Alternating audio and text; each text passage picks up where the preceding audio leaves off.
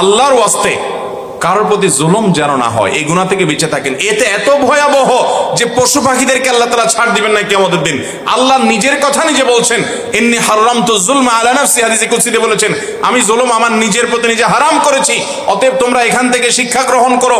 কত নিকৃষ্ট কাজ এবং ভয়ঙ্কর অপরাধ কারোর প্রতি জুলুম করা, যে আল্লাহ বলেছেন আমি নিজের প্রতি নিজে হারাম করেছি। আল্লাহর কিসে হালাল হারাম? তিনি তো হালাল হারামের বিধানদাতা, তিনি বলেছেন নিজের প্রতি নিজের জুলুমকে হারাম করেছেন, অতএব তোমরা একে অন্যের প্রতি জুলুম করো না। ভাইরা আমার, আমাদের তরুণ বয়সে, মধ্য বয়সে রিকশাওয়ালা, পথচারী, গরিব, অভাবী, প্রতিবেশী, পাশে ফ্ল্যাটওয়ালা, আরেক জমিওয়ালা, কত মানুষকে কতভাবে আমরা কষ্ট দিচ্ছি। দায়িত্বশীল হওয়ার চেষ্টা করবো তো ইনশাআল্লাহ, সচেতন হবো তো ইনশাআল্লাহ। এই একটা কাজ যদি আপনি করতে পারেন, মৌলিক মোটা মোটা ফরজ কাজগুলো করার পর আপনার জান্নাতে যাওয়ার পথ কেউ ঠেকাতে পারবে না ইনশাআল্লাহ।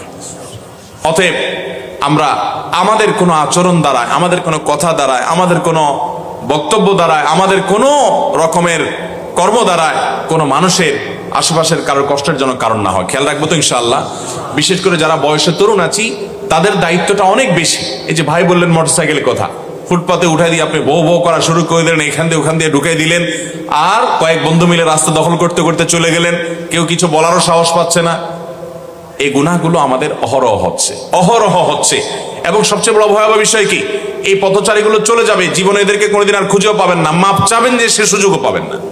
এটা হলো সবচেয়ে ভয়াবহ দিক। কিয়ামতের ময়দানে আপনাকে এই লোকের মুখোমুখি হতেই হবে, কোনো মাফ নাই।